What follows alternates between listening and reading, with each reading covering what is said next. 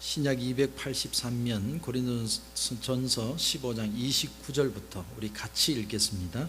만일 죽은 자들이 도무지 다시 살아나지 못하면 죽은 자들을 위하여 세례를 받는 자들이 무엇을 하겠느냐? 어찌하여 그들을 위하여 세례를 받느냐? 또 어찌하여 우리가 언제나 위험을 무릅쓰리요? 형제들아, 내가 그리스도 예수 우리 주 안에서 가진 바 너희에 대한 나의 자랑을 두고 단언하노니 나는 날마다 죽노라. 아멘. 옛날 로마 사람들이나 헬라 사람들은 그 중에 지성인들, 지혜롭다고 생각하는 사람들은 늘 만나면 인사를 이렇게 했다고 합니다. 메멘토 모리, 메멘토 모리. 우리 옛날에 우리 어르신들 인사하는 걸 보면은 이런 인사를 많이 했습니다. 간밤에 별거 없으셨습니까? 아니면 식사하셨습니까? 하도 그때는 죽는 분들이 많으니까 우린 그렇게 인사를 했는데, 그 먼 옛날 헬라 사람들은, 지성인들은 이렇게 인사를 했다는 거죠. 메멘토 모리. 메멘토라는 단어의 뜻은 remember입니다. remember, 기억한다. 모리, to die, 죽는 것을 기억하십시오, 그런 뜻입니다. 그들은 늘 인사할 때 메멘토 모리, 내가 언젠가는 죽을 수 있는 인생이기 때문에 항상 겸손하게 사십시오, 그런 의미가 그 인사 속에 있습니다. 지난 주간에 저희 교회를 오래전에 다니시다가 교회를 떠나셨는데 여집사님이 저에게 전화가 왔습니다. 전화 오셔서 하는 말이, 목사님 한 번만 혹시 오셔서 저희 남편을 위해서 기도해 줄 수 있겠습니까? 미안한 마음으로 이렇게 전화를 드립니다. 제가 전화를 받으면서 그랬어요. 미안하긴 도대체 뭐가 미안합니까? 그리고 뛰어갔습니다. 그래서 그 두 분 집사님을 만났는데, 남편 집사님은 한두 번 교회를 나오셨고 부인 집사님은 아주 열심히 교회를 다니시다가 떠나신 분입니다. 그러니까 남편 집사님이 얼굴이 반쪽이 되셨어요. 몸무게가 95파운드밖에 나가지 않습니다. 그 모습을 보는 순간에 뭔가 병이 위중하다는 걸 느꼈습니다. 도대체 무슨 말을 해야 될까? 어떤 기도를 드려야 될까? 분명히 어떤 병이 위중함이 있어서 저를 다급하게 부르신 것 같은데, 순간 난데없이 제가 이런 질문을 드렸습니다. 천국과 지옥이 있다는 사실이 믿어지십니까? 그런 질문을 드렸더니 의외로 이런 대답을 하셨습니다. 목사님, 저는 죽는 것은 두렵지 않습니다. 어차피 인생은 한 번 왔다 가는 것이고 한 줌 흙으로 돌아가는 건 아닙니다. 근데 한 가지 제가 좀 아쉬운 게 하나 있습니다. 그게 뭐냐면, 나는 이 미국에 올 때 동전 하나 들고 왔습니다. 그래서 우리 부부가 정말 악착같이 돈을 모았습니다. 그래서 많은 돈을 모았고 경제 위기가 와서 좀 잃기는 했지만, 이제는 내 삶에 한 번쯤 이제 여유를 좀 가져보고 싶다라는 그 순간에 내가 가야 한다는 그것이 허무한 것, 이거 하나가 아쉽습니다. 저는 그 말을 들으면서 참 마음이 무거웠습니다. 어떻게 말씀을 표현을 할까? 지난 주간에 책 한 권이 나왔습니다. 아주 따끈따끈하게 이제 막 나온 책이라서 제가 사서 봤는데, 93세 되신 빌리 그레이엄 목사님이 책을 한 권 내셨습니다. 새로운 도전, 그런 책을 내셨는데, 많은 사람들이 책을 짓는 이유는 미래에 대한 희망을 보여주기 위해서 책을 짓는다면, 빌리 그레이엄 목사님이 내신 이 책은 사실은 삶을 돌아보면서 이제 우리 남은 삶을 어떻게 마무리할 것인가를 가지고 찬찬히 글을 적어 나가셨습니다. 그래서 글을 읽는 내내 제 마음속에 굉장히 숙연해지는 걸 느꼈습니다. 그래서 우리 교회 어르신들 한 권씩 선물 다 해드리면 좋겠는데, 하여튼 그 책 속에 굉장히 이렇게 마음이, 우리가 곧 가야 할 나라가 있다는 것을 참 많이 느꼈습니다. 그 얘기 가운데 전반부에 이런 한 부부의 얘기가 나옵니다. 이들 부부는 평생을 힘들게 일했습니다. 그래서 빨리 리타이어 할 날만 손꼽아 기다리는 그런 부부였습니다. 그들은 해가 바뀔 때만 되면 휴가를 어디로 가냐면 북서부 해안의 고즈넉한 해변 마을로 가서 거기서 휴가를 보냅니다. 남편은 대형 항공사에서 일하면서 전 세계를 누비고 다녔지만은 부부가 진짜 마음이 편안해지는 시간은 바로 그 작은 마을에 있을 때, 그때 참 마음의 위로를 얻고 편안함을 느꼈다는 겁니다. 해변을 따라 산책을 하거나 태평양 너머로 지는 태양을 바라보면서 두 부부가 저녁에 식사를 할 때, 야, 이게 바로 행복이구나, 그렇게 느꼈다는 것이죠. 바로 그것, 바다가 내려다 보이는 그 아담한 별장이 하나가 For Sale로 나오는 것을 보는 순간에 부부는 일말의 고민도 없이 은퇴 후 보금자리로 찍었습니다. 마침내 은퇴하는 그날이 되었을 때 두둑한 퇴직금이 나오자마자 그들 부부는 집을 부동산에 내놓고 1200마일이나 되는 거리를 단숨에 비행기를 타고 가서 그 집을 샀습니다.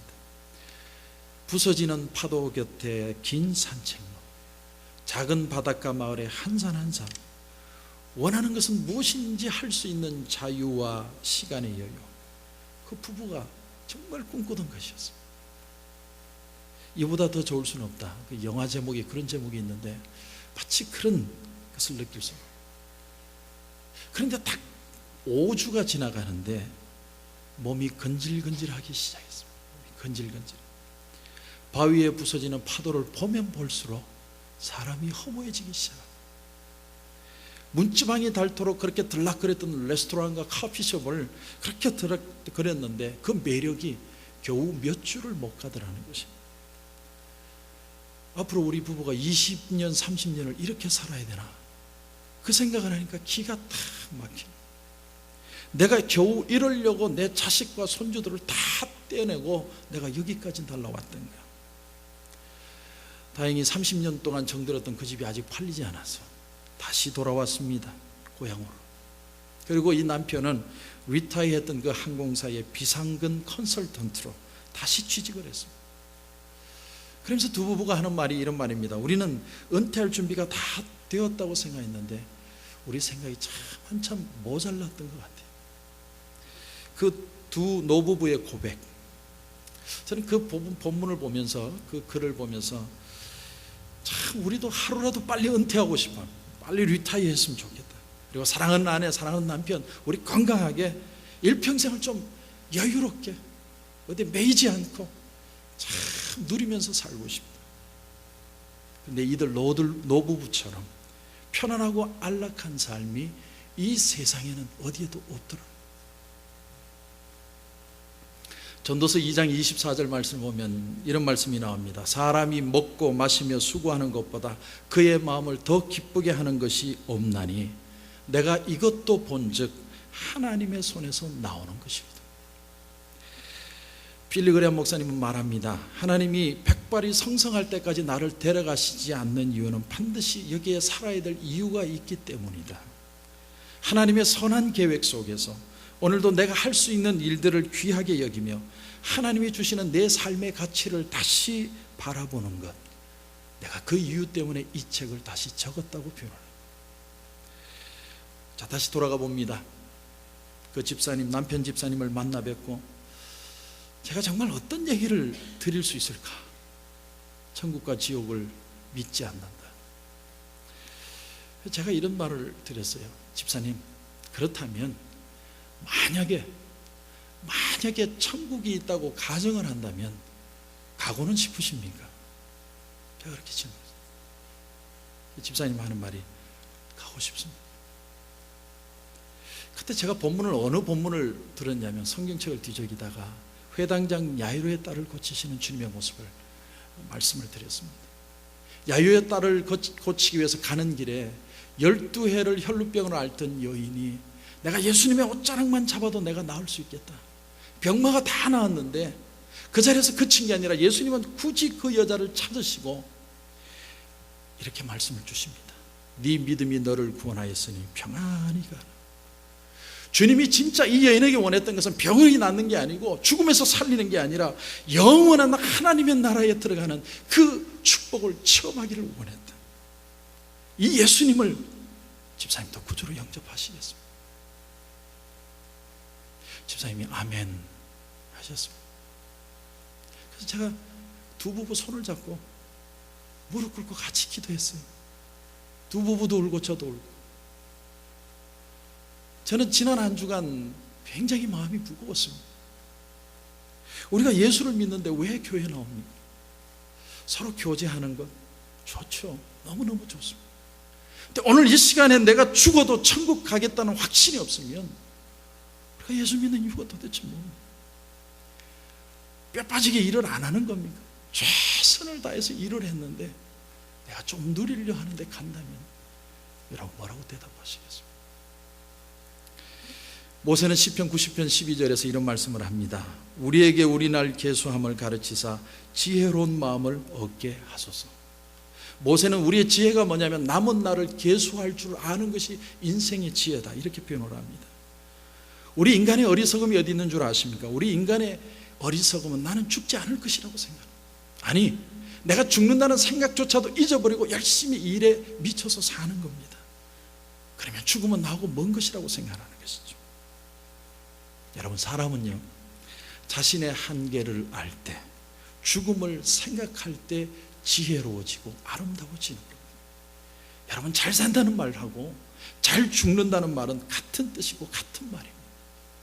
잘 죽는 것이 잘 사는 겁니다. 오늘 말씀 보면 사도 바울이 31절에 그래서 이렇게 고백합니다. 참 귀한 말씀입니다. 나는 날마다 죽노라. 다시 말하면 죽는 마음으로 내가 한 생을 살았다. 죽는 것을 느끼면서 죽는 마음으로 살 때 참 값어치 있는 인생을 내가 살게 되었다, 그런 고백입니다. 자, 그런데 여러분, 한 번 더 이 말씀을 보시면, 저는 이 말씀을 묵상하다가 하나가 더 걸린 게 뭐냐면, 나는 날마다 죽노라. 왜 날마다 죽어야 될까? 한 번 죽는 거는 그래도 죽을 수 있습니다. 근데 날마다 죽는다는 게 도대체 무슨 말이에요? 날마다 어떻게 죽는다는 말이에요? 그래서 오늘 이 날마다 죽는다는 말이 뭔가, 고린도전서는 15장은 부활장인데 도대체 날마다 죽는다는 의미는 무엇이며 그것이 내게 부활과 어떤 연관이 있는 것인가, 이것을 저와 여러분이 생각해 보려고 합니다. 시카고 대학의 엘리자베스 피플로로스라고 하는 유명한 정신의학 교수가 있습니다. 이 사람이 뭘 연구를 했냐면, 자기가 직접 다니면서, 병원마다 다니면서, 또 가정을 다닐 수 있으면 다니면서 죽음을 앞둔 사람 수백 명을 연구를 했습니다. 그래서 자기가 실험한 논문을 발표했는데, 그것이 이 미국의 일대 센세이션을 일으킨 겁니다. 임종 환자가, 이제 죽음을 앞둔 환자가 도대체 죽음에 대하는 그 마음의 순서가 어떻게 진행이 되느냐, 그걸 연구한 겁니다. 이것 때문에 박사가 됐습니다. 죽음의 시간만을 초조하게 기다리는 사람들만 수백 명을 일부러 찾아다니면서 연구한 결과 5가지 결론이 나오더라고요. 5가지. 자, 죽음이 확정된, 나는 죽는다, 그렇게 생각할 때 사람들의 마음의 과정은 어떻게 변해가는가. 첫 번째는요, 첫 번째 나타나는 현상은 부정입니다. 부정. 내가 왜 죽어야 하는가. 자신의 죽음을 절대로 믿지 않고, 다른 사람은 죽을지 몰라도 나는 안 죽는다고 생각했는데 내가 죽는다고 생각하니까 너무너무 억울하다는 겁니다. 왜 이 죽음의 문제가 내 문제가 되어야 하는가. 부정하기 시작. 첫 번째 반응은 사람 부정하는 거예요. 두 번째 반응이 뭐냐면, 두 번째는 분노입니다. 분노. 왜 나만 죽어야 되느냐.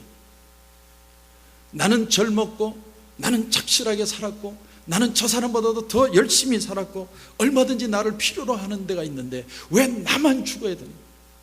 사람 두 번째 현상은 분노라고 합니다. 세 번째로 가면 타협하는 마음이 생기죠. 타협하는 마음. 내가 혹시 살아날 수 있는 방법이 있다면. 그래서 목사님도 찾고 금식기도도 하고 유명한 의사도 찾아가고 다시 검사하고, 근데 그렇게 안 죽을 수 있는 방법을 최대한 찾는다. 그러다가 2단계도 지나면 그때는 체념한답니다. 제가 그 집사님을 만나뵈면서 처음 느꼈던 얼굴이 뭐냐면 체념을 하는 거예요. 그때 사람은 마지막 유언을 합니다.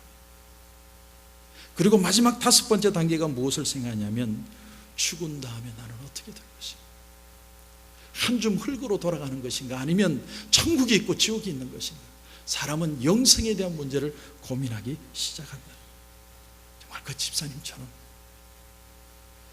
저는 그 집사님을 만나면서 뭘 생각했냐면, 대체 우리가 왜 예수를 믿어야 하느냐에 대한 분명한 이유를 발견합니다. 여러분, 교회가 뭘까요? 교회는요, 종말론적 공동체라고 표현합니다. 종말론적 공동체, 마지막을 향해서 가는, 죽음이 있고 부활이 있는 것을 믿는 공동체입니다. 그래서 작고하신 유명한 목사님 중에 이중표 목사님이라는 분이 있습니다. 그분이 늘 살아계실 때 한 말이 뭐냐면, 우리는 별세 신앙으로 살아야 된다. 별세 신앙. 무슨 말이냐면, 하루하루를 날마다 죽는다는 각오로 살아야 돼. 우린 죽었다. 그리고 죽어야 하나님의 능력이 나타나. 그래서 한 만여 명 교인 수를 가졌던 그런 교회를 담임하셨는데, 돌아가실 때 자식에게 재산도 주지 않고 조금 교회에서 주신 것 그 전부 사회에 환원하고 그리고 돌아가셨습니다. 삶의 목표를 하나님의 나라에 두고 이 세상에는 하나님의 뜻이 이루어지는 데 필요한 대로 자신의 삶을 살아가는 사람들이 모여서 그 한 가지 목표를 놓고 공동체가 된 모임, 그것이 바로 교회라고 하는 것이 이 교회 공동체입니다. 자, 오늘 말씀의 첫 절 말씀을 한번 보시면 29절인데 굉장히 어려운 말씀이 나옵니다. 어떤 말씀이냐면, 만일 죽은 자들이 도무지 다시 살아나지 못하면 죽은 자들을 위하여 세례를 받는 자들이 무엇을 하겠느냐? 어찌하여 그들을 위하여 세례를 받느냐? 자, 여기 보시면 만일 죽은 자들이 도무지 다시 살아나지 못하면, 다른 말로 표현하면 어떤 겁니까? 만약에 부활이 없다면, 이런 말이시죠. 그러니까 내생이 없고 내가 단지 한 줌 흙으로 돌아가는 것이 인생의 끝이라고 본다면 이런 얘기일 겁니다. 그 다음 말씀이 뭐냐면 이런 말씀입니다. 죽은 자들을 위하여 세례를 받는 자들이 무엇을 하겠느냐? 어찌하여 그들을 위하여 세례를 받느냐? 참 이상한 말씀입니다. 보면 볼수록 이상한 말입니다. 죽은 자들을 위하여 세례를 받는다. 여러분, 세례는 내가 받는 거지 누구를 위해서 받는 게 아닙니다. 내가 예수님을 믿습니다 고백하면서 내가 세례를 받는데 죽은 자들을 위하여 세례를 받는다는 게 도대체 무슨 말이에요? 죽은 자들이 도대체 누굴까? 혹시 무슨 천주교 연옥교리처럼 우리 부모를 위해 기도하면 그분들이 천국으로 갈 수 있는 그런 얘기를 하는 것인가? 여러분, 우리가 분명히 기억해야 될 한 가지 사실은, 신앙 고백을 우리가 절대적으로 내가 해야만 내가 세례를 받고 예수를 믿을 수 있다는 거예요. 믿고 그리고 하나님 나라를 갈 수 있다는 거예요. 여러분, 중보 기도를 하는데 중보 기도는 그 영혼을 위해서 대신 기도는 해줄 수 있어도 사실은 본인이 기도해야 되고 본인이 구해야 됩니다. 아브라함이 조카 롯을 위해서 그렇게 하나님 앞에 매달려 기도했지만 사실은 롯이 그 천사들을 자기 집에 들였기 때문에 구원을 받았고, 억지로라도 천사의 손에 끌려서 나갔기 때문에 구원을 받은 것이지 아브라함의 중보 기도만으로 구원받은 것이 아닙니다. 신앙 강구는 내가 해야 되는 거예요. 내가 주께서 나를 위해 죽으시고 나를 위해서 부활하셨다는 믿음을 받아들일 때야 세례를 받을 수 있다. 그렇다면 여기에서 나오는 이 말씀, 예수 믿고 죽은 사람을 말하는 것인가, 안 믿고 죽은 사람을 말하는 것인가, 죽은 사람을 위해서 내가 구한다는 말인가, 도대체 이게 무슨 말인가? 그래서 여기 죽은 자들을 위하여, 이 말씀을 헬라어 원어에 보니까 이런 단어를 씁니다. 슈페로톤 네크론, 그런 단어를 씁니다. 톤 네크론이라는 단어는 어떤 의미냐면 죽은 자들, 이런 뜻입니다. 문제는 전치사인 휴페르라는 단어입니다. 휴페르라는 단어. 이 휴페르라는 단어의 뜻에는 무엇을 위하여, 이런 단어의 뜻도 있지만 또 하나 중요한 단어의 의미가 있는데, 그게 뭐냐면 무엇 위에, 그런 뜻이 있습니다. 무엇 위에, 죽은 자들 위에서 세례받은 자들, 이렇게 다시 한번 해석할 수 있다는 거죠. 그렇다면 죽은 자들 위에서 세례를 받는다는 말은 도대체 무슨 말이냐? 솔로몬 아일랜드 크리스찬니티라고 하는 책이 있는데, 남태평양 뉴질랜드 가까이에 솔로몬 군도라고 하는 그런 섬이 있습니다. 여기 사는 원주민 피지족 속에게 한 선교사님이 복음을 전했는데, 그 복음을 전하고 쓴 책입니다. 그 책이 솔로몬 아일랜드 크리스찬니티라고 하는 그런 책입니다. 근데 이 선교사가 어떤 행동을 했냐면, 그들이 어렵사리 예수님을 믿게 되면 그들을 데리고 다 어디로 올라가냐면 킬링 스톤이라고 불리는 바위에 올라가서 그들로 하여금 세례를 받게 했습니다. 킬링 스톤이라는 것은 뭐냐면 사람을 처형하는 바위입니다. 사람을 처형하는 바위. 옛날에 사람을 죽일 때 어떤 사람들은 목 매달아 죽이기도 하고, 참수형이라고 해서 목을 자르기도 하고, 또 뭐 불에 태워 죽이기도 하고, 많은 사람을 죽이는 방법이 있는데, 이 사람은 정말 악한 일을 해서 사형을 시킬 때 그 솔로몬 군두에 있는 사람들은, 부족들은 어떻게 죽이냐면 킬링 스톤이란 바위에 올라가서 거기서 죽이는데, 두 팔을 꽁꽁 묶고 머리를 그 바위에 짓이겨서 죽였다고 합니다. 짓이겨서. 그렇게 죽이는데 거기서 피가 나오지 않습니까? 근데 피를 못 닦게 하는 거예요. 피가 바위에 흘러내립니다. 그리고 흘러내리면 그 모습을 보면서 모든 사람들이 내가 죄 지으면 저렇게 죽겠구나, 일벌백계의 교훈으로 그들이 보도록 만들었다는 것이죠. 그런데 이 선교사님이 예수님을 믿고 내가 세례를 받겠다는 사람들을 다 데리고 어디로 갔냐면 킬링스톤, 그 바위 위로 올라가서는 거기서 세례를 베풀어요. 다시 말하면 당신들은 이제 죽는 거예요. 당신의 원래 모습들은 죽고 예수 그리스도의 이름으로 다시 태어나는 거예요. 그걸 기념하기 위해서 퍼포먼스로 그들이 킬링스톤에서 세례를 받도록 했다는 거예요. 여러분, 세례라는 게 어떤 뜻입니까? 세례는요, 나의 옛사람이 완전히 죽는 것입니다. 내가 할 수 있고, 내 주먹을 믿었고, 내 머리를 믿었고, 내가 이룰 수 있다고 생각했고, 그래서 내가 하다가 지치면 절망하고 좌절하고 때로는 죄 짓던 그런 옛날 모습에 대해서 나는 이제 죽었고, 내가 그 죽은 사람 위에서 내가 새 사람으로 세례를 받는다. 여러분, 그것이 세례의 비밀입니다. 여러분, 지금은 세례 받는 게 참 간단하지만 옛날에는 세례 받는 게 굉장히 심각했습니다. 특별히 초대교회에서 예수 그리스도를 믿고 세례를 받는다는 것은 곧 죽음을 뜻했습니다. 내가 순교할 각오로 세례를 받는 겁니다. 그렇게 세례를 받고 주님의 복음을 전하다가 그 사람들이 죽으면 모든 성도들이 모여서, 성도들은 죽는 게 겁이 나서 세례를 못 받는 사람들이 있었어요. 그 사람들이 그 죽은 순교하신 분을 아쉬워하고 그리워하고 기념하고 묵상을 하는데, 그 묵상을 하다가 어떤 사람이 마음에 감동이 와서 나도 그리스도를 위해서 헌신하겠습니다, 나도 세례를 받겠습니다, 나도 죽겠습니다. 그러면 그 시간에 그러면 좋다, 세례를 줍니다. 이 세례를 받을 때 당신은 끝까지 예수 이름을 부인하지 말고 죽음까지도 각오하셔야 됩니다. 그때 이 세례 받는 사람이 뭐라고 표현하냐면, 제가 순교하겠습니다. 죽은 사람과 같이 나도 순교하겠습니다. 옛날의 세례의 비밀은 바로 그런 거였습니다. 죽은 자를 대신해서, 죽은 자 위에서 내가 세례를 받는 거예요. 죽은 자를 위하여라는 단어의 의미라는 거예요. 그런 의미를 가지고 다시 한번 29절을 보십시오. 29절을 제가 다시 한번 읽어보면 이렇게 됩니다. 만일 죽은 자들이 도무지 다시 살아나지 못하면 죽은 자들 위에서 세례를 받는 자들이 무엇을 하겠느냐? 어찌하여 그들 위에서 세례를 받느냐? 이제 여러분 말씀이 이해가 가실 겁니다. 만약에 다시 살아나는 부활이 없다면 어떻게 순교한 자를 따라서 내가 세례받고 나도 같이 죽는 이 삶이 도대체 의미가 있을 수 있느냐?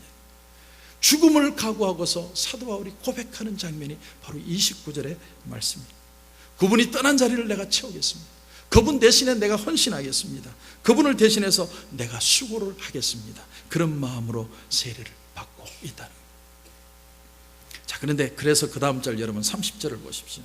30절을 보니까 이렇게 되어 있습니다. 또 어찌하여 우리가 언제나 위협을 무릅쓰리요. 위험을 무릅쓰리요. 이게 무슨 말이냐면, 내가 예수 믿고 세례받고 이제는 죽음을 각오했기 때문에, 내가 언젠가는 부활할 줄 믿기 때문에 사도 바울이 고백을 하는 겁니다. 나 열심히 살았다, 최선을 다해서 노력했다, 나는 위험을 무릅쓰고라도 밤낮 수고하고 애쓰고 땀 흘리고 때론 오해도 받고 억울한 일도 당하고 돌에 맞아서 죽을 뻔도 하고, 그러면서도 나는 다시 일어나서 꿋꿋이 주의 길을 갔노라. 때론 낙심하거나 내가 절망하려 치면 이러면 안 돼, 내가 이러면 안 되지, 그러고 또 일어나서 또 가고 또 했다는 겁니다. 내 삶이라는 것이 그렇게 끝까지 주님 앞에 내 몸을 쳐서 내가 노력한 그런 삶이었다, 이렇게 고백하는 거예요. 자, 그런데 여러분 아이러니하게도 여러분 31절을 보십시오. 31절을 보면, 형제들아 내가 그리스도 예수 우리 주 안에서 가진 바 너희에 대한 나의 자랑을 두고 단언하노니 나는 날마다 죽노라. 여러분, 왜 갑자기 나는 날마다 죽노라 이렇게 표현합니다. 위험을 무릅썼다는 것은 내가 최선을 다해 살았다는 겁니다. 내가 열심히 살았다는 겁니다. 주님 말씀대로 복음 전하고 주님 말씀대로 죽을 각오하고 살았는데도 문제는 안 되더라는 겁니다. 안 되더라. 그렇게 열심히 애를 썼는데 이게 안 되더라. 인간이 한계가 있더라. 노력을 해도 안 되는 더 죄 짓는 나의 모습을 보고 더 약한 나의 인간의 모습을 보게 되었다는 겁니다. 그래서 사도 바울이 고백하기를 나는 날마다 죽노라. 여러분, 이 말씀이 우리 신앙에 굉장히 중요한 개념, 굉장히 중요한. 여러분, 우리가 애쓰는 인생, 여러분 사도 바울만큼 더 열심히 복음 전한 사람 여기 있으십니까? 없습니다. 사도 바울은 최선을 다해 죽음하고 발버둥 치며 복음을 전했습니다. 그렇게 했는데도 인간에게는 한계가 있더라는 겁니다. 언젠가는 죽을 텐데 내가 열심히 살아야지. 열심히 하면 할수록 나는 더 죄짓고 더 양심적이지 못하고 더 쓰러지는 연약한 모습을 발견하게 되었다는 겁니다. 그러다가 그 절망 가운데, 좌절 가운데 마지막 깨달은 게 뭐냐면, 내가 날마다 순간마다 죽어야 된다. 에브리데이 내가 죽으면 하나님의 역사가 나타나더라는 것입니다. 오늘 내가 내 못난 자아를 죽이고 감정을 죽이고 내 의지를 죽으면 오늘 이 시간에도 부활의 역사가 나타나더라. 그 경험을 저와 여러분에게 말해주고 있는 것입니다. 여러분, 이렇게 심오한 말씀을 여러분에게 드릴 수 있습니다. 죽을수록 산다. 날마다 살기 위해서 날마다 죽는 것이다. 그러니까 매일매일 순간을 별세의 신앙, 나는 죽는다는 마음으로 산다는 겁니다. 나는 죽는 것이 내가 죽을 때 한 번 죽는 건 줄 알았는데 내가 오늘 이 시간에도 죽을 수 있고 내가 삶의 순간마다 죽으면 삶의 모든 구석에서 부활의 역사가 나타나게 되더라는 것입니다. 이게 바로 사도 바울이 우리에게 주는 놀라운 복음의 진리입니다. 예수님이 우리에게 말씀하셨습니다. 누구든지 나를 따르려거든 자기를 부인하고 자기 십자가를 지고 나를 쫓을 것이니라. 자기를 어떻게 부인합니까? 얼마나 자기를 부인하는 게 힘들었으면 주님이 자기 십자가라고 표현합니다. 주님은 십자가에 달리는 고통이 얼마나 큰 줄 아시기 때문에 그 십자가의 고통 정도로 자기를 부인하는 것이 힘들다는 겁니다. 여러분, 교회에 여러분 왜 오셨습니까? 교회는 왜 오는 겁니까? 교회는요, 죽으러 오는 데입니다. 죽으러. 어제도 죽고 오늘도 죽고 내일도 죽고 내가 죽는 자리입니다. 우리가 많은 것을 드러낼 수 있고 많은 것을 요구할 수도 있지만 여러분, 교회의 진짜 비밀은요, 주님 앞에 죽는 사람들, 세례받은 사람들이 모인 자리가 교회라는 것입니다. 자기를 부인하고 자기를 죽이는 것이죠.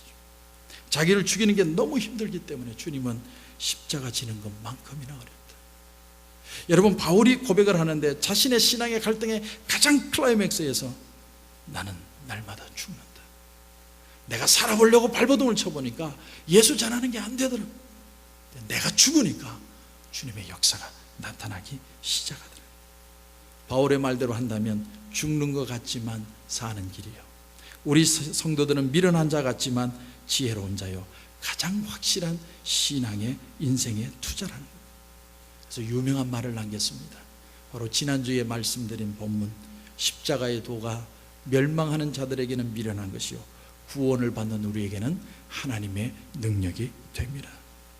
여러분, 오늘 우리가 이 역사를 받아들여야 됩니다.